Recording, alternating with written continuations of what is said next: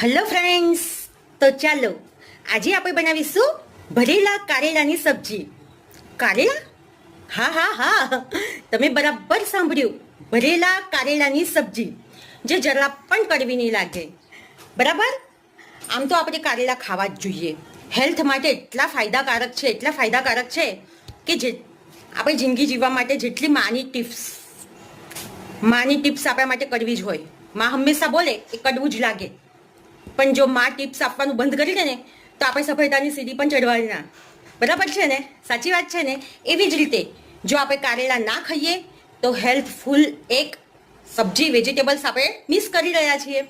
એટલે કડવા ના લાગે એવી રીતે આજે આપણે કારેલા બનાવીશું. તમને જરા પણ કડવી ના લાગે એ રીતથી બનાવું છું હું.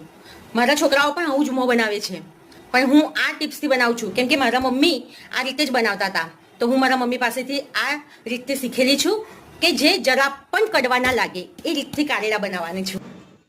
પહેલાં તો આપણે કારેલા લઈ અને ચોખ્ખા પાણીથી ધોઈ લઈશું.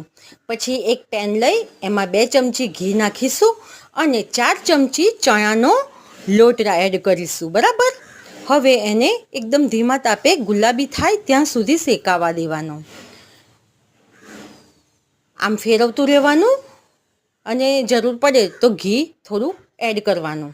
અને મીઠું, ધાણા જીરું, ગરમ મસાલો, મરચું, હળદર એ મસાલા નાખી અને પાછો આવી રીતે આપણે શેકી લેવાનું.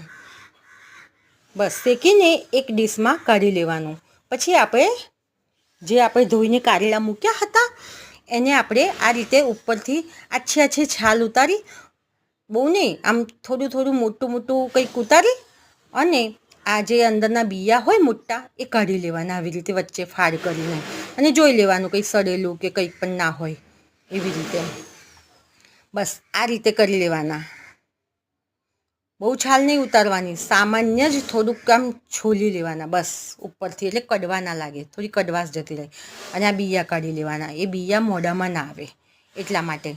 બસ આવી રીતે બધા કારેલા તૈયાર કરી અને લોટ આપણો જે શેકેલો છે એ તૈયાર કરી લેવાનો મસાલો અને આ રીતે ભરી લેવાના. બધા જ કારેલા વારા ફરતી ભરીને એક પેનમાં મૂકી દેવાના અને એમાં 2 ચમચા તેલ રેડી અને ઢાંકીને શેકી લેવાના.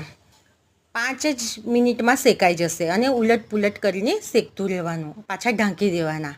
પછી એને એક પ્લેટમાં કાઢી લેવાના. જુઓ, થાળી તૈયાર. આજે હું એ મગની દાળ, ભાત, ભરવા કારેલા અને રોટલી. થાળી તૈયાર છે. ચાલો.